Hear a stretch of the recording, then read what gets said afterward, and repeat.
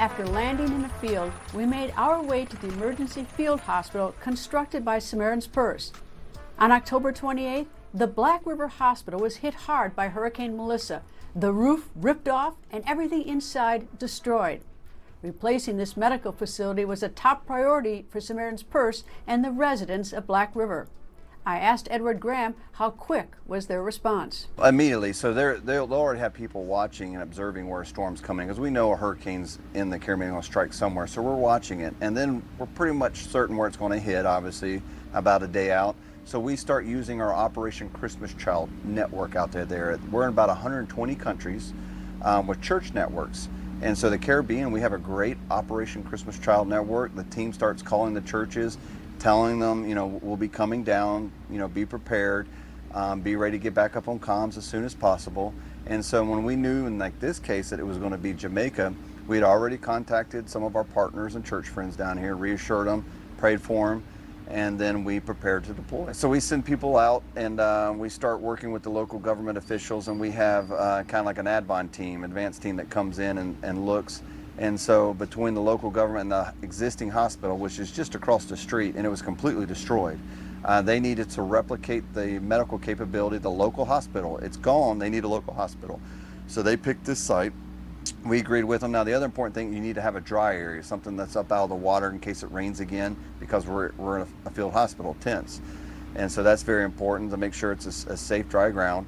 And the locals helped pick this out, and the local community's been great. I just met the chief surgeon who runs the hospital here. He's over here training on how to run this hospital. He's Jamaican. Yep. He's a Jamaican hospital. He's here training from you guys. That's right, because they're going to take this hospital over eventually, and we're going to move it closer and actually put it on the hospital ground, and we're going to give it to them.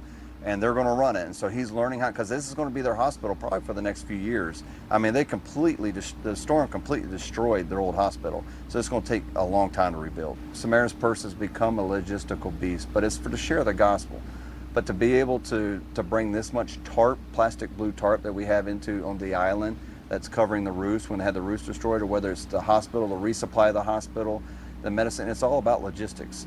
It's not really much different than my military life. Everything we do in the military is about logistics, so there's a lot of similarities, but God brings us the best people that truly love their neighbor, and they're good at what they do. And those that have never done it before, they figure it out. And I call them MacGyvers, like the old TV show, the good MacGyver, the one that had a mullet.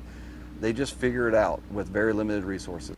The field hospital has just about everything a regular hospital offers, starting with the emergency room where the medical team begins. We're here in the emergency room, so this is where all patients first get seen and assessed by our physicians and our nurses, working with our local national colleagues as well. So here they're assessed. If they require some immediate treatment, that is given.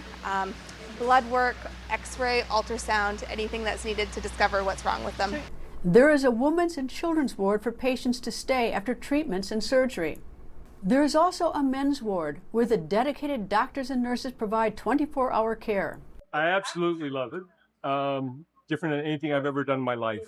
And you know how Jesus just inspires a bunch of people from all over the world to come together, crazy people, get on an airplane, fly way far away, and then get together and build a team, erect tents, and see some incredibly sick people. And they're at the worst situation in life, and they just trust you.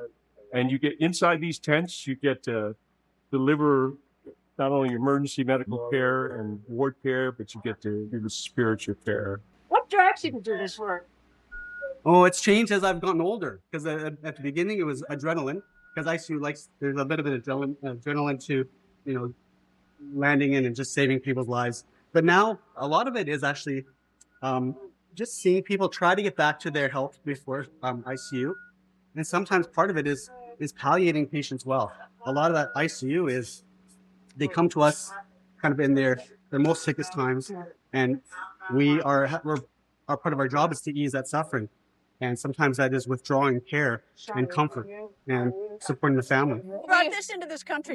We bring this in because oxygen is life for a lot of our patients, and you can't rely on a local supply chain to bring you those tanks. So here, this takes the air around us and concentrates it to deliver oxygen to the patients in the hospital. It sounds like on the shelf at Samaritan's Purse, and they're yeah, it is on the shelf. It is ready to go.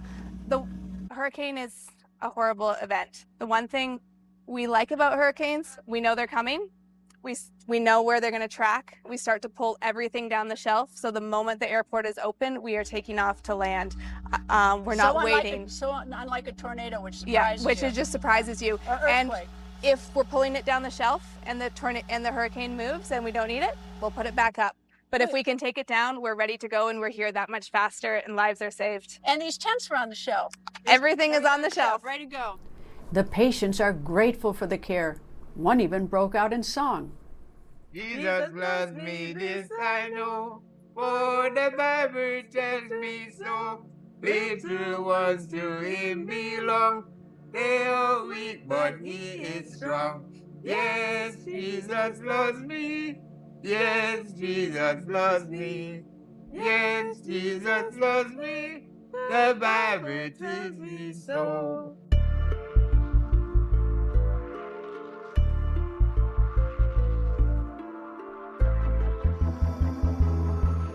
Pretty hot. I wanted a glass of water, but I was told that I had to have a tour first before I get my water. I do have my glass, so we're going to go through this tour so you can explain this, because water obviously is a huge problem here after the hurricane in general. So what am I leaning on? Well, this is the filter system that Samaritan's Purse has put together. So we have a little creek behind us here where the pump is in, and the pump is supplying water up here. There's a sand separator it comes into. We have a couple media filters. We have an ultra filter here. It's a membrane filter that we're testing out for Samaritan's Purse right now. The water comes through a UV filter, and then it's chlorinated, and that's stored in the large bladder behind us. All right, the water in the creek, where is that from? It's runoff from the mountains. Does it ever stop? I mean, it's been. It has been very consistent, and the locals built us a little dam out of some tarpon rocks to give us a little bit more water depth there, but it's been very reliable. We do deal with some turbulence and some sediment when we get some heavy rains, but other than that, it's been very good. The people affected by Hurricane Melissa not only needed a medical facility, they also needed fresh water. So Samaritan's Purse set up water purification systems in the hard-hit areas, distributing clean water to anyone who needs it. Maybe I have to Want to drink. try it? Want to try it? I'm drinking it. Come on, I'm drinking it. We'll get you a glass. Yeah, All right, get the gentleman a glass. Get the gentleman a glass. We'll both try it. I'm drinking it. Pretty good. It's actually really good. Nice. All right, they're getting your glass, so it'll be the two of us. How come you don't have help? Cheers! You got toast. Thank you, Belle. Samaritan's Purse is also providing strong blue tarps to temporarily protect all the homes that were damaged by the monster Category 5 hurricane. The tarps protect the homes from rain and intense heat. If you've ever seen a disaster and you fly over at a low altitude or in a helicopter, you're going to see the roofs just papered with this plastic. It's not paper, it's plastic, which is from Samaritan's Purse. And it's so profoundly important. Samaritan's Purse comes in with rolls and rolls and rolls in there. DC-8, there's 767, 757, because the roofs are gone. They have absolutely no protection. And you probably think, well, they need protection from the rain. That's the least of it. It is really hot here, and you can't live in this heat in these houses. And these plastic tarps, they of course shield the people inside from this horribly hot sun. So the people are ecstatic to have it. They've lost everything. Their roofs are gone, and you see it all over. But you can see the Samaritan's Purse has got their tarps all over. Everybody's working on these, putting these tarps on the roofs. And you can see there's one up there a little farther, the one they're working on here. But if you stand up for a second and look over here, there's this one over here on this roof. You see there's a tarp. The guys over there are putting that tarp on. This is an experience that you'll probably never have. But I want you to understand, why these tarps are so important. We are inside this home where the roof completely blew off, and the hot sun comes barreling down at them. It's unbearable, not to mention the rain when it rains, but the hot sun. And so Samaritan's Purse puts in this blue tarp that you see all over. It's got it on the ceiling that protects them from the sun, of course, and the rain. And then they use it also because they've lost windows. Over here you can see that the hurricane completely blew out this window. And so they have no protection from the elements, and the family lives here. So thankfully they have all these tarps. You hear the people pounding on our roof, putting more tarps in, but this brings so much to a community, to Jamaica here, to protect them from the elements after utter devastation. So that's what the blue tarp you see so often on the roofs is for. Now you get a look inside. The tarps and other needed items are distributed all over the affected areas, including a small town in the mountains.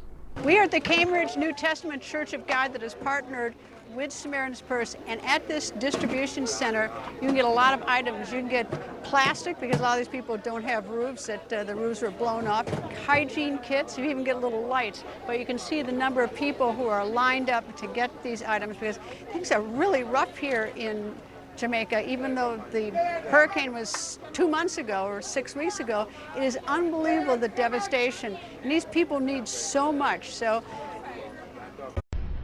people think news just happens. It doesn't. It happens because there's someone there to capture the moment, to explain it and share it. That's my job. I go where news breaks and give you the facts. Join me for The Record on Newsmax.